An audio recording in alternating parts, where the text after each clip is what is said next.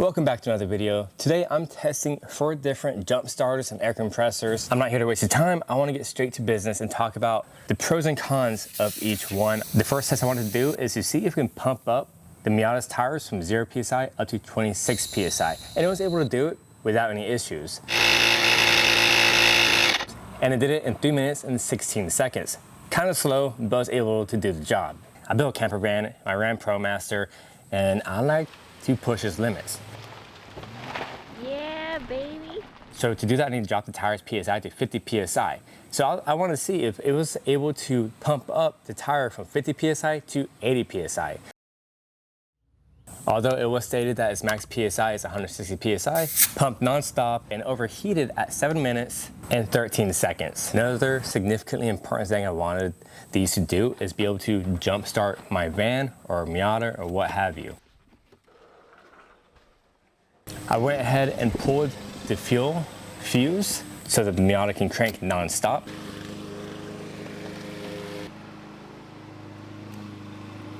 And it was able to crank the Miata 3 different times, 12 seconds, then 9 seconds, which is not bad for the price of this unit. The big issue with this unit is that it has 10 gauge wires, and these wires got hot while I was jump starting. Started beeping. Very hot wires, very hot. So instead of packing this pack full of junk that no one really cares about, remove all that and just put higher gauge wires on there to make this unit a little less sketchy. I bought this for $89. It goes on sale pretty frequently for $62. The GOOLOO A5, my goodness, I am impressed with it to say the least, all right? It pumped up my Miata tires from 0 to 26 in 1 minute 30 seconds. Pretty fast. The gauge was accurate, and then it was able to pump up my Ram ProMaster tires from 50 to 80 in 6 minutes and 15 seconds. However, it is 3 times cheaper than this, and it was able to pump up all the tires around the van from 60 and 65 PSI to its recommended PSI of 75 and 80 PSI on all the tires. So it just pumped up all the tires, and it still has 3 batteries. Oh, so the bigger battery does make a difference.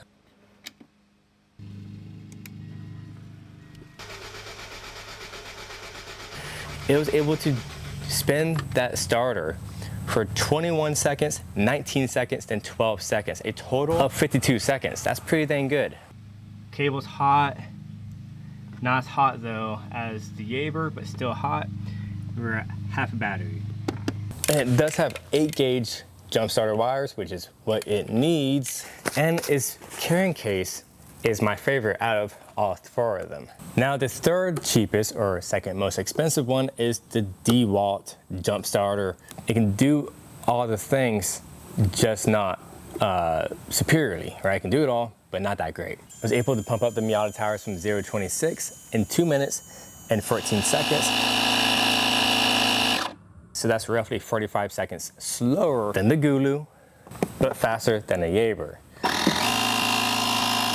It was able to pump up my van's tires up to 79.9 PSI. It got stuck at 79.9 for a very long time, and I just let it run.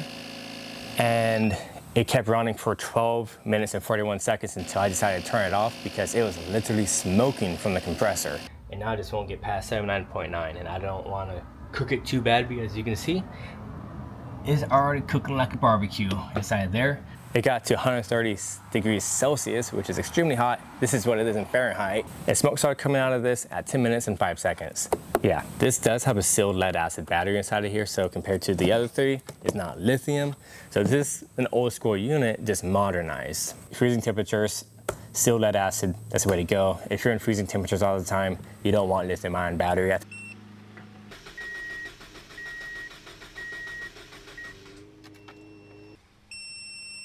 It can charge with this 500 watts just fine, and charge with the 12 volt just fine. And you know, it is a pretty impressive little device. Which brings me to the state-of-the-art NOCO. I've seen so many comments of people saying, I have my NOCO jump starter in my shop. I have it all the time. That's just great. Anyways, let's talk about its compressor. The compressor is actually insanely impressive. It pumped up my Miata tires from 0 to 26 in 42 seconds. 42 seconds. That's like twice as fast as this. But it's twice as fast, worth it if it's 3 times the price. When I pumped up my Ram ProMaster tires from 50 to 80 PSI, yes, it pumped them up in 2 minutes and 18 seconds. That's fast. 2 minutes, 18 seconds. That is crazy. It actually pumped the tires so fast that I kept kicking off and on as it pumped up the tires. Because it was confusing its own pressure reading. I tried to pump up all the tires like I did with the GOOLOO, and it could only do 1.5 tires. Why? Because of its small battery bank. At 31.8 watt hours of battery for $300. Now that leads me to the jump starting capabilities. These are the cables. It's the shortest of the bunch. However, it is 6-gauge wires.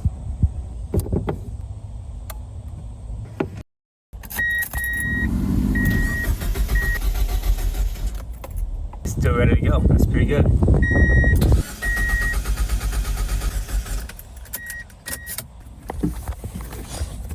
And now it's dead, fully dead. So this sucker just kept cranking and cranking until it basically killed itself. And it didn't overheat. You have to hold this button for about 3 seconds before you connect these cables to a dead battery, a completely dead battery. This thing cranked for 30 seconds nonstop, then it kapooted, then did another 30 seconds, then it fully died. So this thing can crank for 60 seconds on a 4-cylinder motor until it completely dies. It just needs a larger battery. I wasted a lot of money on this and this is the winner in my book. Anyways, that's my complete breakdown of these 4 units. It depends what you want and how you want it. I personally like this one the best for my use case scenario. And yeah, thanks for hanging out with me. This is Chris, always appreciating and respecting another. I'll see you next time.